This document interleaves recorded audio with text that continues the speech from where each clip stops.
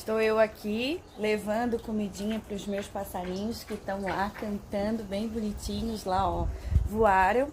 E também vou dar uma olhada aqui no jardim, porque por aqui choveu bastante, já faz uma semana que tá chovendo, então eu venho assim, só olhar bem rápido, porque senão eu me molho.